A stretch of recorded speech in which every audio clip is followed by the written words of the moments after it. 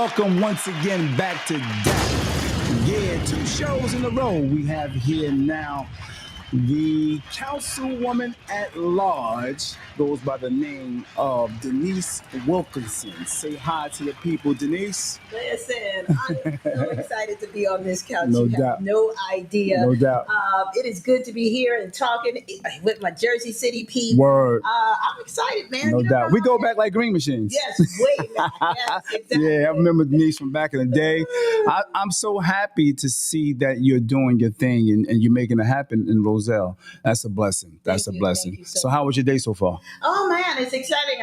First of all, you got to get up, you take care of the house. But guess what? I got a long line of events today. Word. But I don't mind it because I love this work, man. Being That's with the people and just connecting, it's amazing. That's what it's about. That's what it's about. So, being the person that's the councilman at large right now, and someone else is trying to take your spot, I guess, you know what I mean, and you're running again. So what do you plan for the taxes? How are you going to keep taxes low over there in Roselle?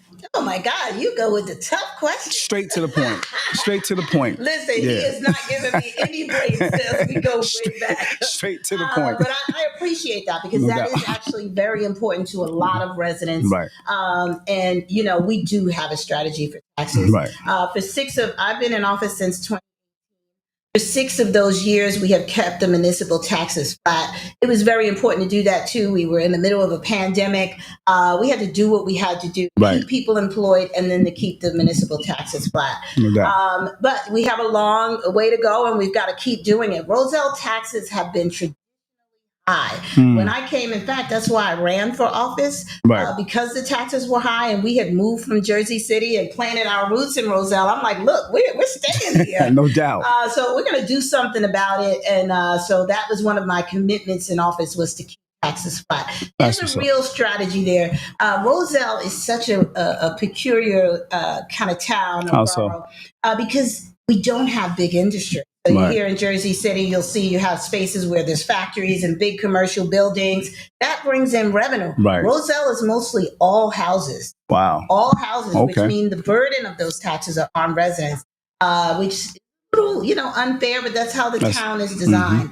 One of the things that we've been doing, there are a few commercial places, and we've been making sure that they pay their fair share. Nice. So you'll have something like a big restaurant, let's say like, not singling them out, but they've been here for decades. And let's say they haven't been reassessed. But a resident, you put a fence up, you put redo your kitchen, you're reassessed and your taxes go up. And so we've been doing something called reverse tax appeal, where we go and look at these commercial properties, see who's paying taxes that are relevant to the market that is current today. And we go and we take them to court and we appeal their taxes, and then they have to pay more.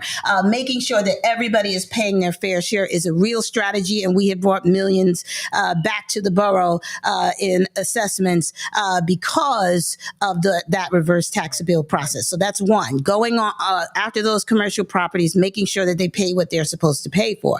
Also making sure that, that we bring revenue in. As council people, we don't get to just sit there and, have these increased costs and then just put it on the backs of the residents. I think we have to bring in revenue. And as chair of redevelopment, we brought in over $1.5 million in redevelopment project revenue to offset taxes last year. It would have been worse, right? But the fact that we brought that revenue in, we were able to make sure that increase was not more than $20 per household. And so bringing in revenue is our responsibility. Now, I don't know if you remember, Jersey City had a townwide reassessment. A few years ago. Roselle has that same problem. The town has not been assessed since 1988. That has to happen. You don't have balance in the system. And so we are on the list for the state to be reassessed. All of the elected officials, I know it's not easy, so I never shame previous elected officials because it's not easy to serve. But, that hasn't been done since 1988. And you know what? Our administration is going to have to take it up. We'll do what we have to do, and what's required by law. And I think that will add balance to the system. And I still believe we can cut costs. I think there's real opportunity to do that. That's what's up. That's what's up. Great answer. Great answer. So what are your key redevelopment priorities for the next term, and how will they address both economic growth and community needs? Yo, you're serious out here. I'm trying to tell you, this guy is a real journalist. I'm not on nobody's side. Okay, so you know your stuff, and I appreciate that. But I'm the chair of redevelopment and have been for the last couple of years, and we've been really working to build out Roselle. You see other towns around us, they're building out, and we're looking the same as we did decades ago. Right. We have various projects. I am great at lobbying for money. My job, I'm town-wide, so I don't have a specific ward to look after. And so I do what I can for the entire town, bringing in revenue. I brought in over $26 million in grant funds, right? Nice. We have a management team that I created that we just go over and try to figure out what money to go after. We received $2 million from the federal government to revamp Chestnut Street, which is the center of town. So that's one of the projects that we're very excited about. And we're not going to just fix from first to third. We're actually going down by the Pinholes area. It's a very famous bakery, and a new restaurant is coming, Kakoya, and we're going to build out that area as well. So we're very excited about that. Nice. We have St. George Corridor. That's right. Like I'm trying to explain to you, but when you come off the highway, St. George is like that state highway. Right. We have plans to revitalize that area. We did a survey a few years ago, and people said it's scary to walk down that street. Really? Yeah. Wow. So we have been taking that feedback and working on it. We currently have a mixed-use apartment and retail at the bottom building coming on St. George. You see it on Linden side. We have watched progress for decades happen in other cities, but we are bringing it to Roselle. No longer are we watching progress, but we're making progress. Nice. And so we have a building coming there. We have the IHOP development that's coming. Remind me to ask me about IHOP later on, okay? We have IHOP coming. That project is still happening. Nice. We are working hard on it. We also have another development coming on St. George, the Picaro family. They've been here for decades. They own a whole street from Drake to Harrison. They came in and they showed us kind of what they want to do, and they're going to have a rooftop restaurant. Like, we're really going to bring that area up. Nice. Our plan for redevelopment is not to change the beauty of Roselle, which is all the homes and tree-lined streets, but to take those external or exterior streets like St. George and First Avenue and build those out. So when people come past Roselle and drive through, they're going to say, that's a great town. I want to see what's in there. So yeah.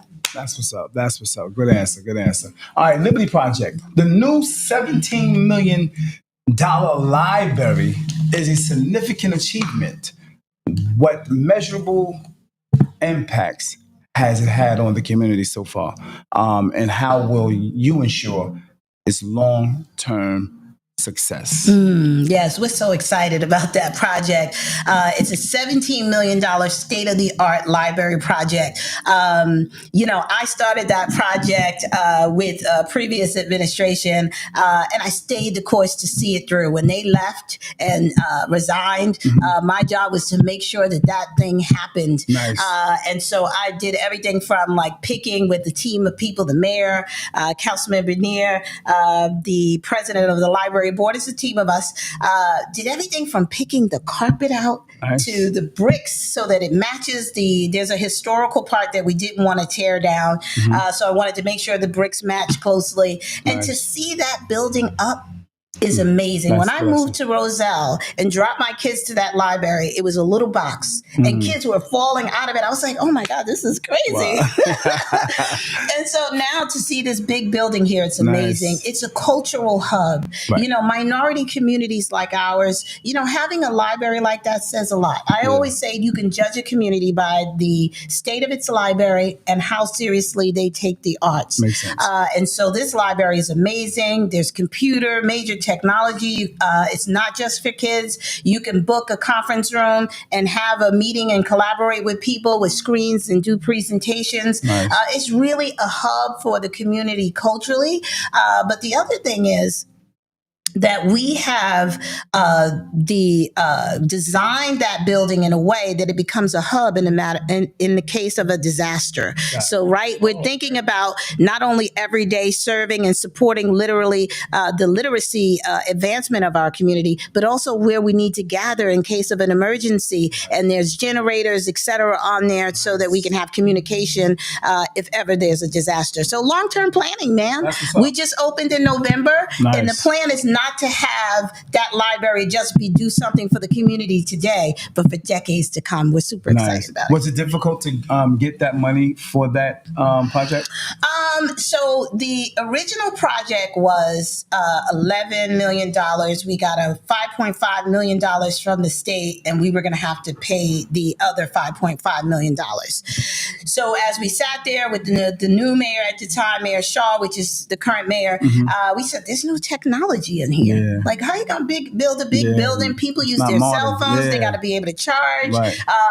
Your alarm systems, all of that stuff wasn't really thought of originally. Yeah. And so we added that to the project, and smart boards, all that stuff needed to be in the library. And so we added that to the plans, and we needed more money. Right.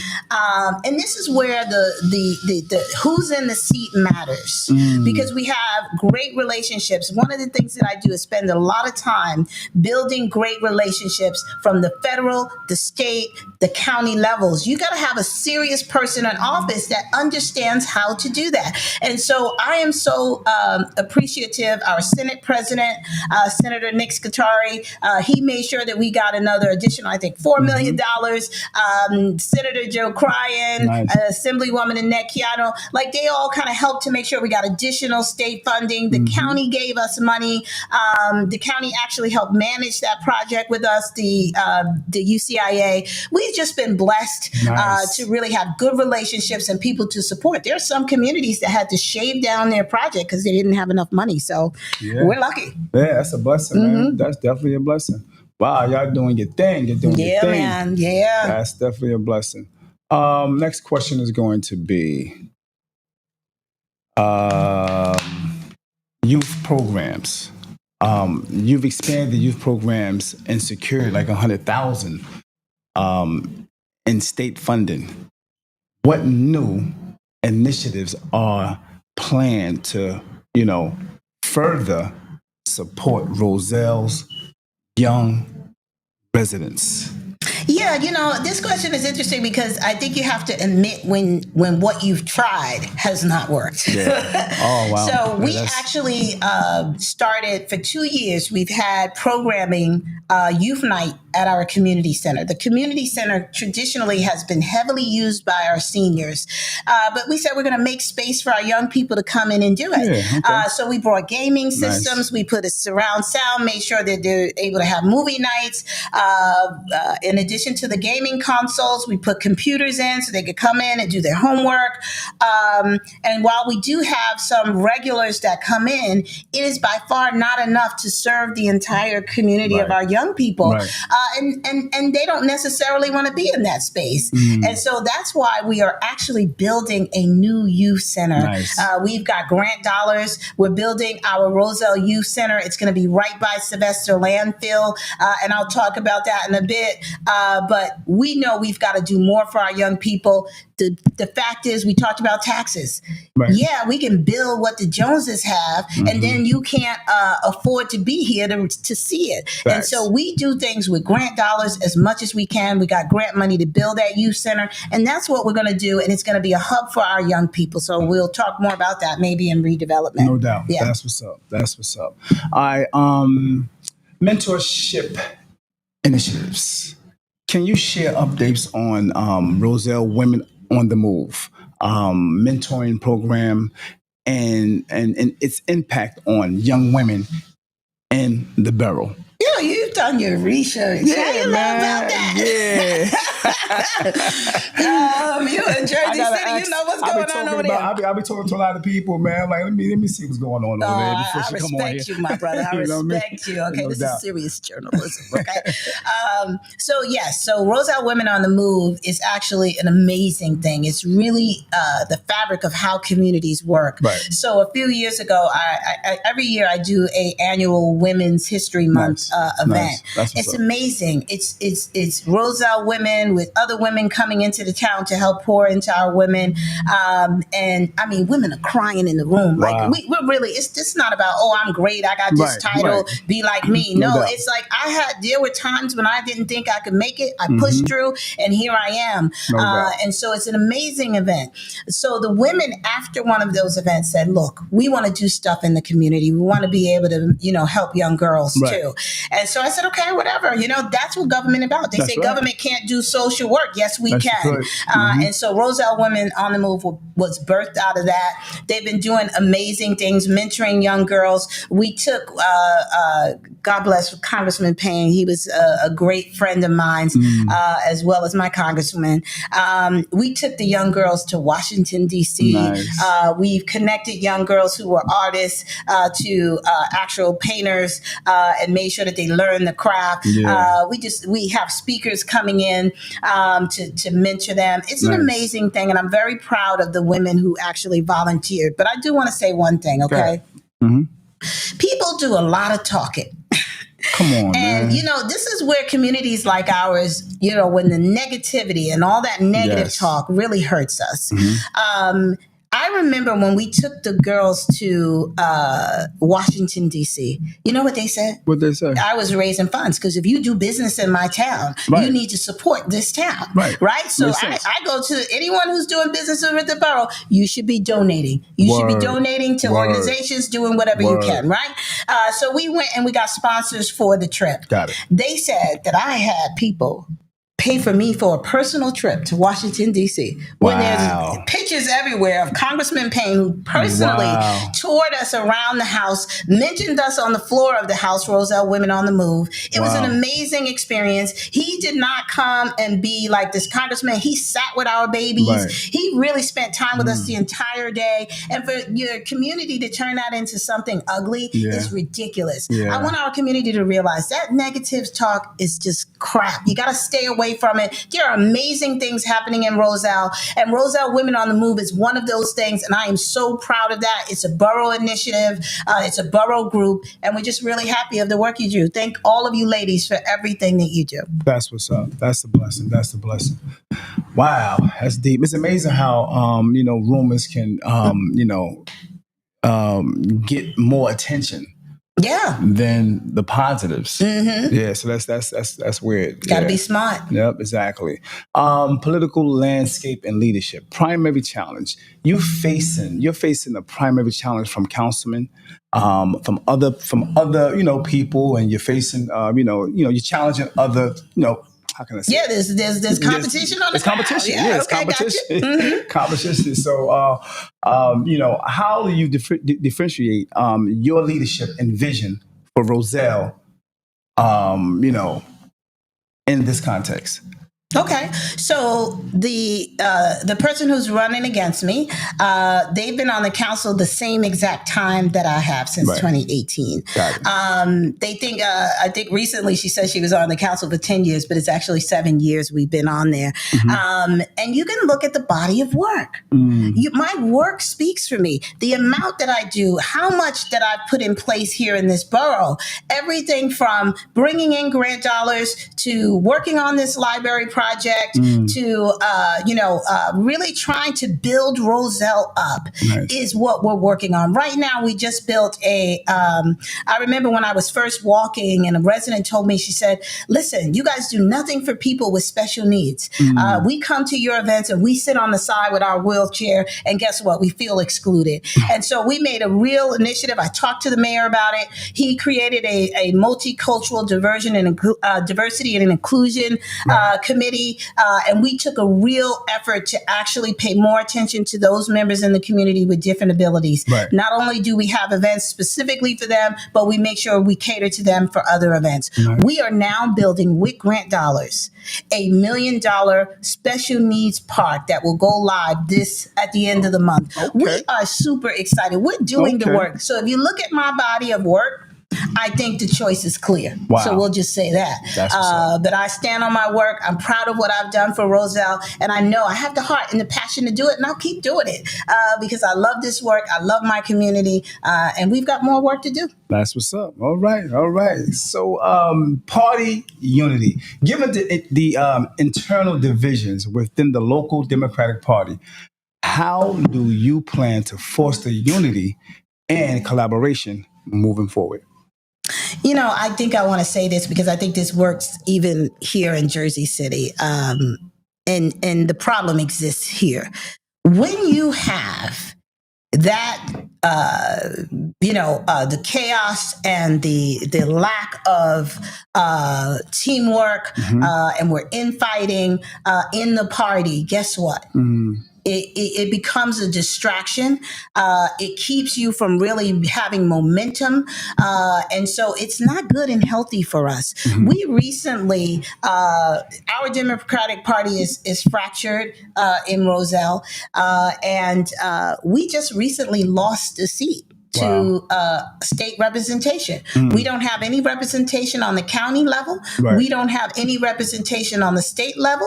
And we don't have any representation from Roselle on the federal level. When you are locally fighting, there is a price to that. Yes. And at some point we have to stand up. And guess what? We have Republicans. They're not really large in number in Roselle, but they have a voice. And how long do you think that you're going to sit there and fight each other? And you know what? And I really don't want to say it, people, but I'm going to say it.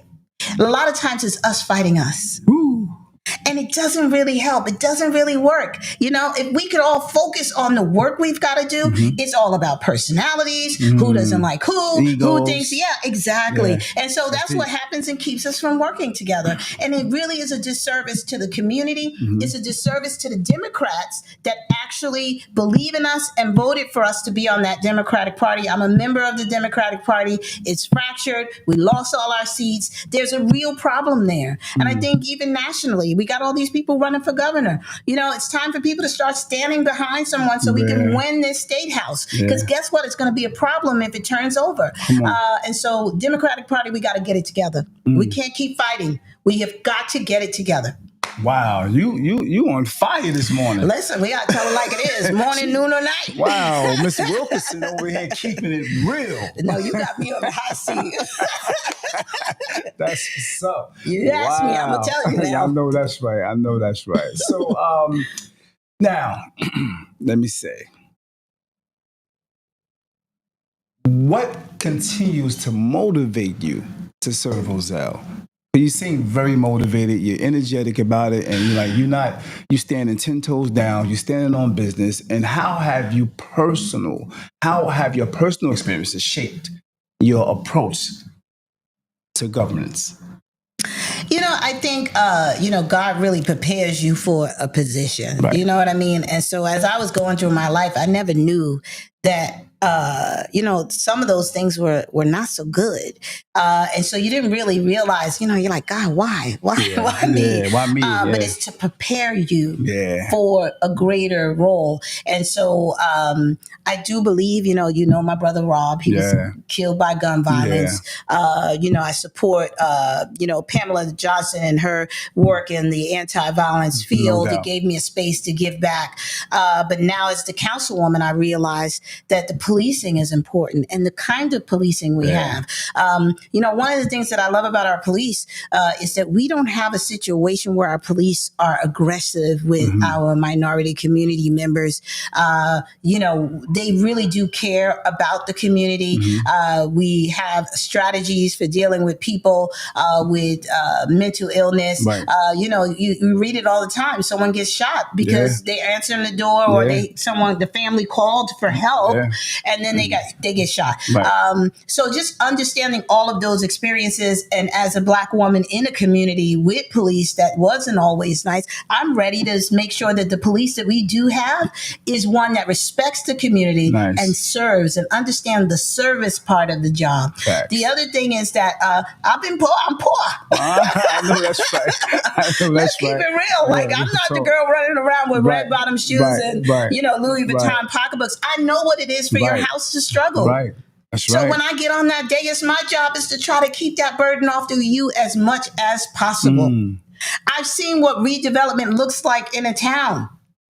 I toured every town that there is that's doing work. Jersey City, Elizabeth, I mean, all over Westfield. So I said, listen, what are you guys doing? How do we bring that to Roselle? You understand? So watching other people develop, understanding how they're doing it, it has allowed us to develop in Roselle. And so we are working on these projects. We will get them done.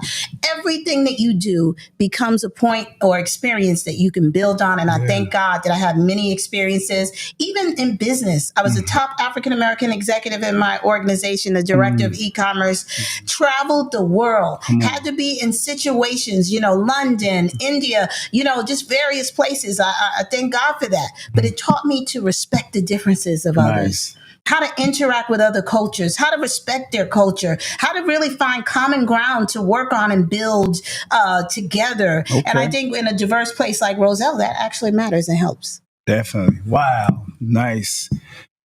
Woo, that was deep. This girl on fire this morning. Can't. Wait the sound. Don't you got the sound thing for the... I love you, Dave. I love you. Wow. Damn it, man. All right. So, looking beyond the next term, what is your long-term vision for Roselle, and how do you plan to achieve it? I really do believe so. Roselle is the first village in the world, Dave, to be lit by electricity. Thomas Edison did that in Roselle. Wow. Okay, so when you read about Thomas Edison, they don't tell you about Roselle. Wow. That's the first place. We are the example to the world. Yeah, no, we are very historical. We are the example to the world, and we can still be that. Nice. We can really set the stage for what should happen in Union County, what happens in the state itself, and to the world at large. And I do believe we can do that. Nice. You have some towns that are building out and it's overbuilt out. Right. Right? That's deep. Yeah. So it's just an industrial apartment or whatever. Yeah. We're going to get it right where we are actually going to keep the character of our town while still building out in a way that brings additional revenue.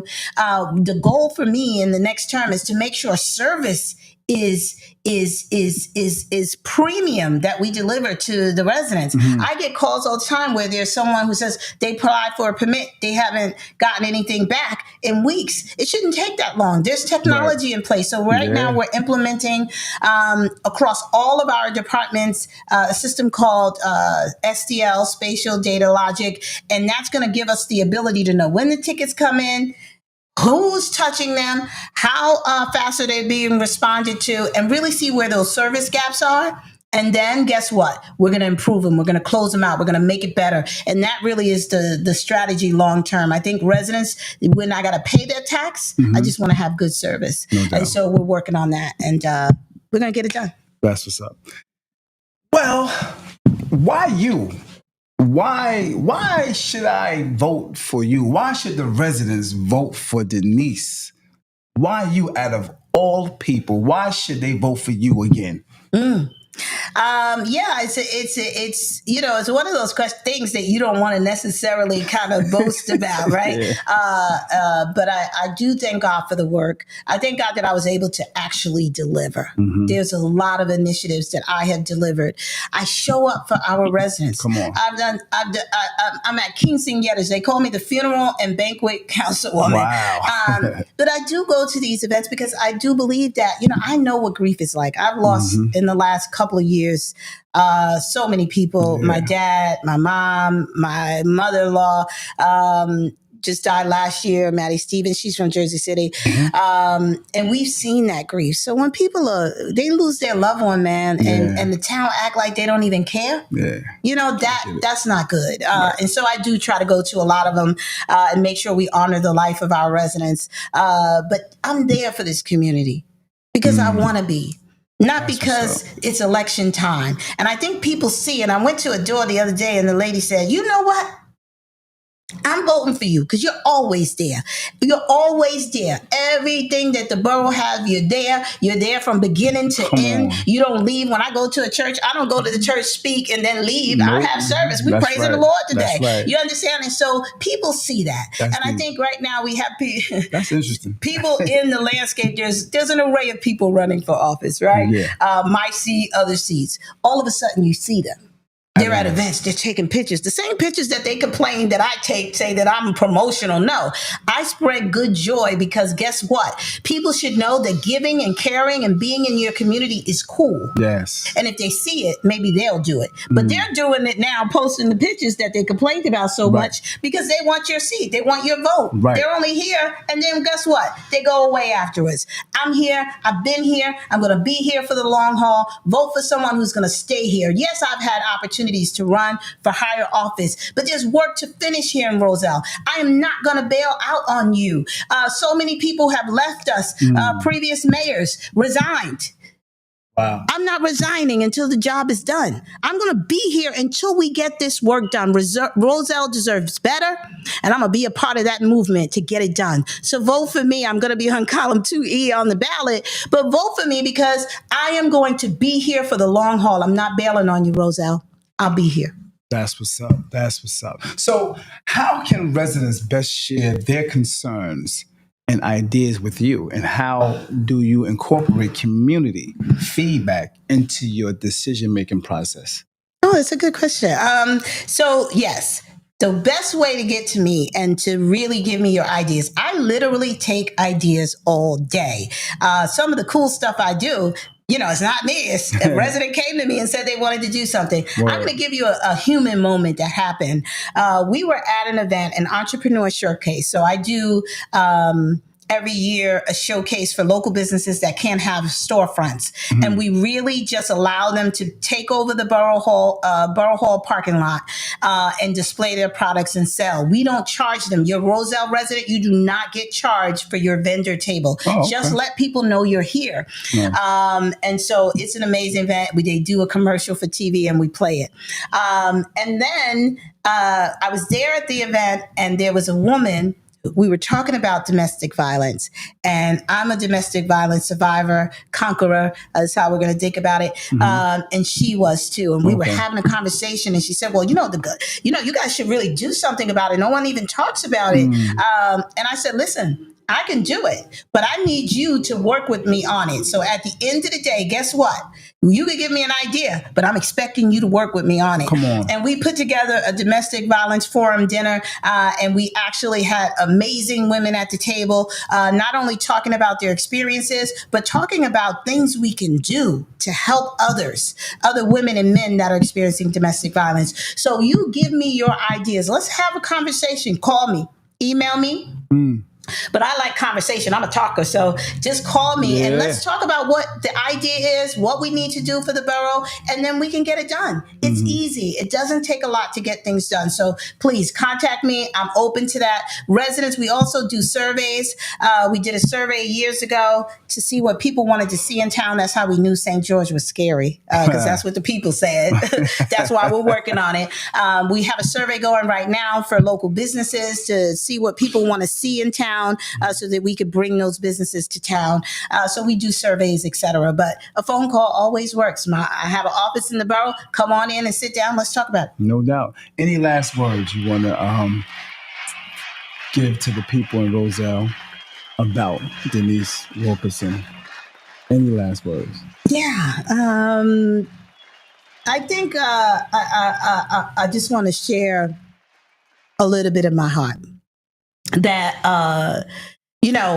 when my mother died, Dave, it took me there. I can imagine.